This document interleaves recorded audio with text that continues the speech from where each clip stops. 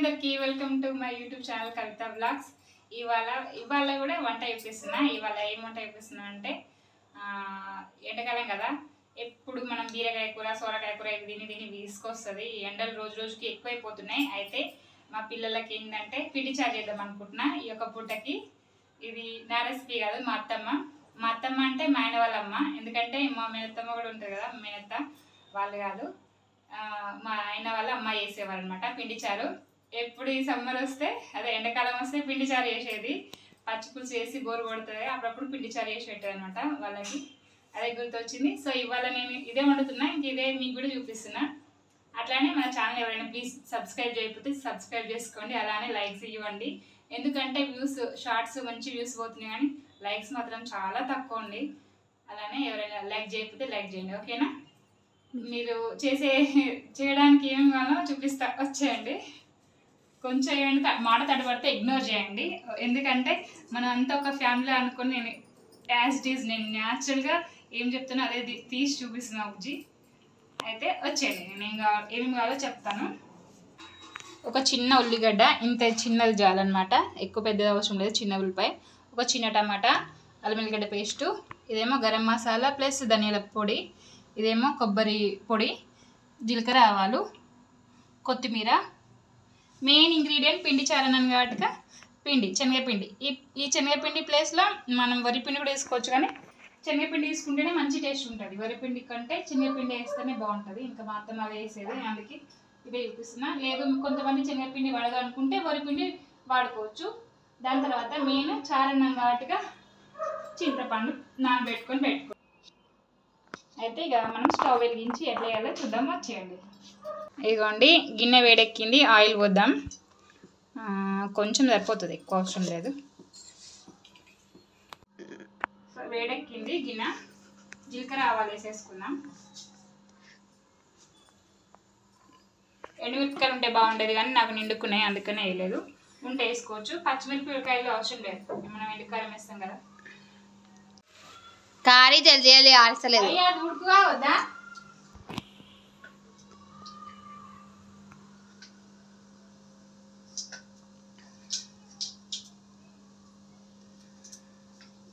ఒక 10 రెబ్బలు కరివేపాకు, రెబ్బలు అంటారా ఏమంటారు, 10 ఆకులు కరివేపాకు. చిట్టుపట్టలాడుతున్నాయి. బుజ్జి మొత్తం దగ్గరికి పెడుతుంది బిల్ల. కరివేపాకు వేసుకున్నాం, చిట్టుపట్టలాడినాయి కదా. కరివేపాకు వేసుకున్నాక ఉల్లిపాయ సన్నగా వస్తున్నా, చూడండి అయితే సన్నగా వస్తున్నానా, చూసారా? మంచిగా వేగుతుంది, కమ్మటి. అది ఉల్లిగడ్డ పేస్ట్ కూడా వేసేసుకున్నాం. పడతలేదు.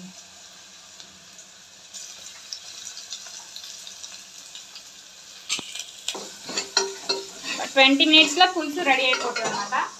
బాగుంటుంది అన్నంలో.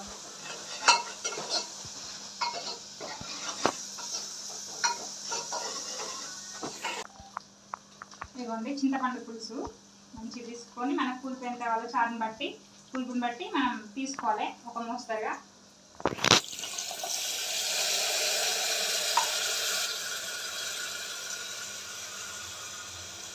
సరిపోద్ది. కొంచెం ఇంకొక సర్వీస్కి నీళ్ళు వస్తే. ఇదిగోండి చింతపండు పులుసు వేసుకున్నాం కదా, ఉడకాలి. ఇందాక తక్కువ ఉంది, ఇప్పుడు ఎక్కువ ఉంది. అది లేదు, ఇందాక తక్కువ ఉంది, ఇప్పుడు ఎక్కువ ఉందంటే నేను చింతపండు గుజ్జు ఒకసారి 2 సార్లు తీసుకుంటా కదా, అది వాటర్ పులుపు తీసుకోవాలి. ఇప్పుడు కొన్ని వాటర్ పోసుకున్నాం, ఇంకా కొన్ని వాటర్ పడతాయి. ఇక పులుసు మరగాలి. చూడండి, పులుపుని బట్టి మనం వాటర్ పోసుకున్నాం కదా, సరిపోతాయి ఇంత మాత్రం.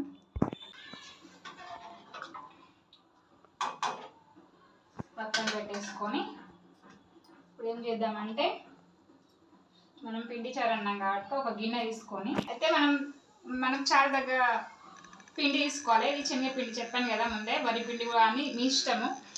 మాకు శనగపిండి తింటే ఓకే, పర్వాలేదు. కొంతమంది శనగపిండి పడదనుకున్న వాళ్ళు వరిపిండి కలుపుకోవచ్చు. ఇదిగోండి, ఒక 2 స్పూన్ల శనగపిండి, శనగపిండి వేసుకున్నాం కదా ఒక గిన్నెల. తర్వాత ఇంట్లోనే చారుకు తగ్గ ఉప్పు,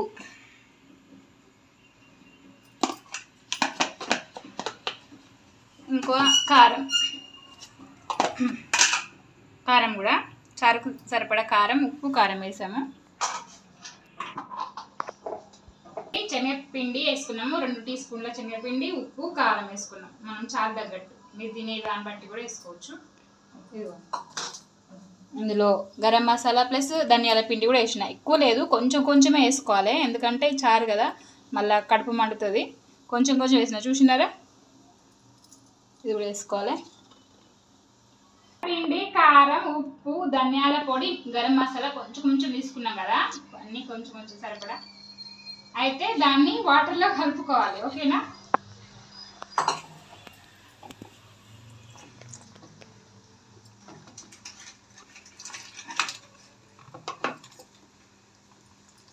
ఇట్లా ఉండలు లేకుండా కలుపుకోవాలి మంచిగా. కెమెరాకి చూపించుకుంటా కదా. ఇదిగోండి, ఇట్లా ఉండలు లేకుండా కలుపుకోవాలి మంచిగా. చారు మసాలా వస్తుంది. ఇట్లా కలుపుకోవాలి. దీన్ని అండ కొట్టేసుకోవాలి అంతే. కొంచెం జాడి కలుపుతాను. ఇట్లా ఉండలు ఉండలు లేకుండా, ఏం లేకుండా ఇట్లా కలుపుకోవాలి మంచిగా. టమాటా స్మెల్ వస్తుంది. ఇది ఉప్పు, కారం, మసాలా వేసాను కదా. ఇదిగోండి, ఇది ఈ చారులో చూడండి, ఇది ఈ చారులో, మసులుతున్న చారులో వేసేయాలి. వేసేద్దామా? ఇదిగోండి,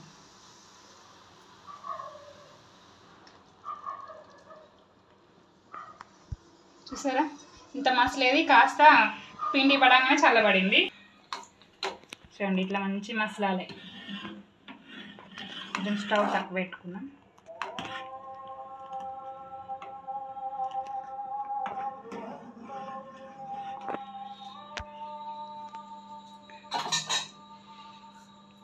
ఒక 2 మినిట్స్ మసలాలి, మసలనిద్దాము. ఇదిగోండి, చారు ఇట్లా మరుగుతుంది. మంచి మరిగినాక చూపిస్తున్నాను. చూసారా? మంచి స్మెల్ వస్తుంది, మంచి మరుగుతుంది కూడా. ఇప్పుడు మరిగేటప్పుడు కొబ్బరి పొడి మనం ఫస్ట్ రెడీ చేసి పెట్టుకున్నాం. కొబ్బరి కాల్చి మంచిగా పొడి చేసి పెట్టుకున్నాం. దీన్ని వేద్దాము. కొంచెం ఎక్కువ అవసరం లేదు. టేస్ట్ దీంతోనే వస్తుందండి, కొబ్బరితోని. ఖచ్చితంగా ఇది వేసుకోవాలి, లేదు అనుకునే వాళ్ళు అవాయిడ్ చేసుకోవచ్చు. కానీ కొబ్బరి మంచిగా తింటే బాగుంటుంది ఏమన్నాండి. కానీ కొంతమంది ఇష్టపడరు, కొబ్బరి వేస్తే కూరలు తినరు, అందుకనే చెప్తున్నాను.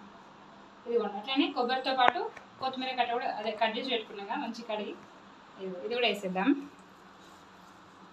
చారులలో కానీ కూరలలో కానీ కొత్తిమీర వేస్తే మంచి ఫ్లేవర్ వస్తుంది. లాస్ట్లో బాగుంటుంది టేస్ట్ కూడా. 10 మినిట్సే మీకు మరిగడం కూడా, ఒక 2 మినిట్స్లో మరిగిపోతుంది. 10-15 మినిట్స్లో రసం అదే పిండి చారు రెడీ అవుతుంది. ఇప్పుడు రసం, పచ్చి పులుసు, టమాటా చారు ఇవే కాకుండా ఇవి తిన్నప్పుడు బోర్ వస్తుంది కదా. బీరకాయ, పొద్దున బీరకాయ నేను అయిపోయింది, అందుకే ఒక పూట కోసం అనేసి చారు వేస్తున్నా. అట్లా ఒక పూట కోసం తినొచ్చు చేసుకొని మంచిగా. మా అత్తమ్మ చేసేది. నాకు ఈ సమ్మర్లో వస్తే, సమ్మర్ వస్తే మేనేజ్ చేయమంటే అప్పుడు అడుగుతాడు, అందుకే గుర్తొచ్చింది. ఇది చేస్తున్నా. ఇంకా ఇదే బుజ్జి తీసి వీడియో పెడదామనేసింది. మీరు కూడా ఎవరైనా తెలియని వాళ్ళు ఖచ్చితంగా తెలుసుకుంటారో వండుకొని తినండి. ఎలా ఉందనేది కామెంట్ రూపంలో తెలపండి, ఓకేనా?